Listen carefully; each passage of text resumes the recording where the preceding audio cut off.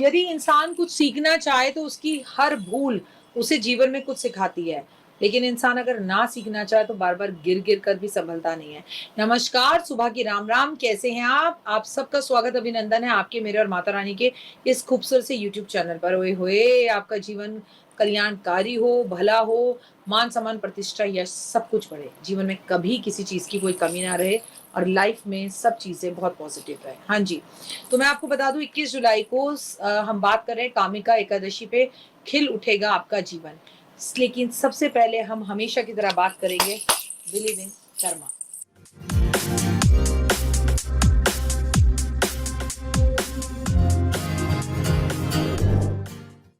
कहते हैं भगवान विष्णु जो है चतुर्मास में सोने चले जाते हैं।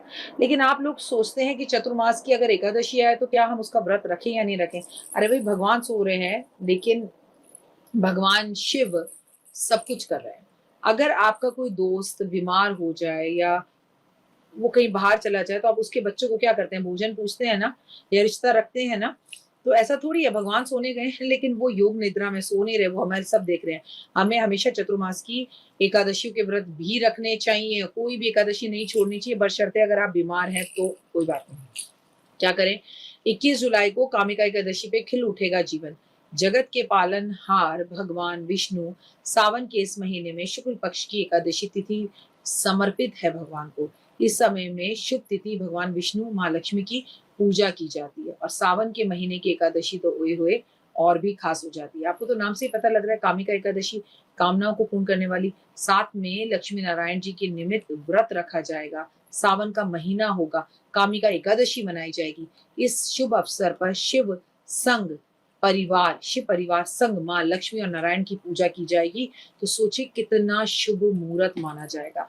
कब मनाई जाएगी कामिका एकादशी? हर साल सावन के महीने में कृष्ण पक्ष की एकादशी तिथि को कामिका एकादशी मनाई जाती है। इस शुभ अवसर पर भगवान शिव संग भगवान विष्णु की पूजा करने से अक्षय फल का, अमोघ फल का प्राप्ति होती है। साथ ही साधक को मृत्यु के उपरांत उच्च लोक की जो है ना स्थान प्राप्त होता है। चलिए, आप लोग मरने के बाद में तो बिलीव नहीं करते हैं, कम से कम जीते जी तो अपने बैंक अकाउंट को अच्छे काम कर कर भर लीजिए।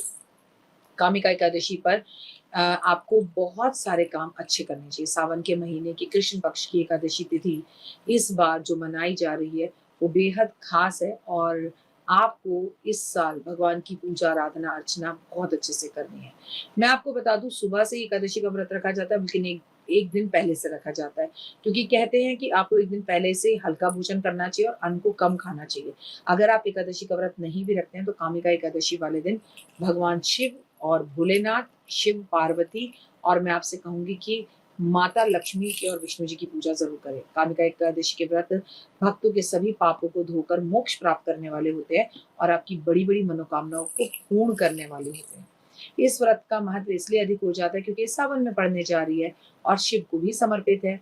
यदि देव शयन एकादशी के बाद पहली एकादशी है जिसमें भगवान विष्णु योग निद्रा में होते हैं। सावन के महीने में इस एकादशी में होने वाले व्रत भगवान विष्णु के साथ भोलेनाथ के आशीर्वाद को भी हमें देते हैं। कामिका एकादशी पर क्या करें? जो हर बार करते हैं, इस दिन सच्ची श्रद्धा से भगवान विष्णु और माँ लक्ष्मी की पूजा करें, सात्विक भोजन करें, चावल रोटी से बचें, एकादशी वाले दिन ब्रह्मचर्य का पालन करें, व्रत रखते हैं तो बहुत अच्छा, नहीं रखते तो कम खाएं, अपशब्द बोलने से बचें, शाम के समय तुलसी के पौधे पे दीपक जरूर जलाएं, केले के पेड़ की पूजा भी जरूर करें, विष्णु जी को तुलसी दल अर्पित जरूर करें, लेकिन इस दिन तुलसी पत्र बिल्कुल भी तोड़े नहीं है, तुलसी पर कई लोग पानी भी नहीं देते।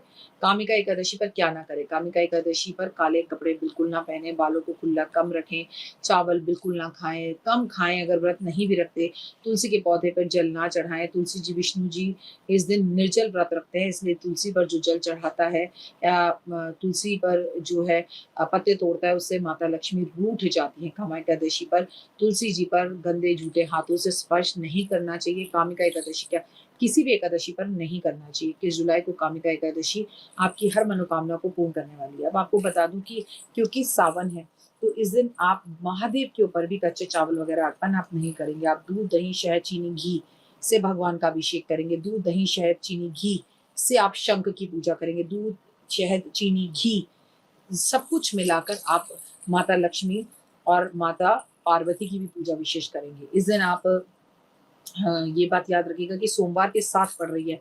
तो ये अपने आप में एक इतना खूबसूरत सहयोग हो गया कामिका एकादशी और सोमवार का साथ होना कि आपको डबल फल देने हरिहर, हरिहर, हरिहर मनाओ। मतलब हर हर महादेव और हर मनाकर यानी कि महादेव की पूजा हर हर के साथ यानी कि हरि के साथ हर हर महादेव की पूजा। तो ये बहुत अच्छा सहयोग है अपने आप में अगर आप इस दिन पूजा पाठ आराधना अर्चना करते हैं, किसी व्यक्ति ने सावन का व्रत रखा है अगर आप उस दिन भोजन कराते हैं, ये अपने आप में बहुत खूबसूरत बात है। इस दिन आप ब्रह्मचर्य का पालन करते हैं, इस दिन आप ज़रूरतमंदों की ज़रूरत पूरी करते हैं। इस दिन आपको तुलसी की पूजा करनी है, शमी की पूजा करनी है, पीपल के पेड़ की पूजा करनी है, नीम के पेड़ की पूजा करनी है, केले के पेड़ की पूजा करनी है। इस दिन आपको कम बोलना है, कम खाना है, कम सोना है और जितने भी लोगों ने सावन के महीने में जाकर महादेव की मंदिर में पूजा करेंगे, सबको वापस घर जाना है तो वापस जाकर मंदिर में झाड़ू पोछा करो। किस्मत पे पड़ी हुई धूल हट जाएगी, पॉजिटिविटी आएगी, जीवन खूबसूरत हो जाएगा, मन चीज़ों में लगेगा और नेगेटिव थॉट्स आपके दिल में बिल्कुल भी नहीं आएँगे। क्योंकि मैं आपको बता दूँ कि कामिका एकादशी पर खिल उठता है आपका जीवन और हर मनोकामना पूर्ण होती है। इस दिन अपनी विशेज़ को मैनिफेस्ट ज़रूर करें। इस दिन आप शाम के टाइम पे भी महादेव के मंदिर में जाके 4 मुखी घी का दिया ज़रूर जलाएँ। शाम के टाइम पीपल के पेड़ पर दिया जलाएँ, शाम के टाइम शमी पर दिया जलाएँ, बेलपत्र पर दिया जलाएँ और नीम के पेड़ पर दिया जलाएँ और सबसे बड़ी बात है अपने घर के मंदिर में एकादशी वाली रात जाग कर पूरी रात जागरण कर कर अगर घर की महिला गीता का पाठ करती है, शिव पुराण का पाठ करती है, ब्राह्मण को इस दिन कपड़े देती है, इस दिन पीले पुष्प भगवान को अर्पण किए जाते हैं, सफेद पुष्प महादेव को अर्पण किए जाते हैं, इस दिन महादेव पर गंगा जल अर्पण किया जाता है। इस दिन बिल्कुल एकदम शांत चित्त मन से अपनी माँ की सेवा की जाती है, अपनी माँ को कोई तोहफे दिए जाते हैं, सासू माँ को कोई तोहफे दिए जाते हैं। तो ओए होए, ओए होए, ओए होए, आपकी ज़िंदगी के अंदर ये सब चीज़ें पॉजिटिविटी को लेकर आते हैं और लाइफ खिल उठती है। तो फिलहाल दीजिए मुझे इजाज़त अपना और अपनों करके ख़ास ख़याल आपका हर मनोकामना पूर्ण हो और माता रानी की असीम कृपा आप पर बनी रहे। जय माता दी।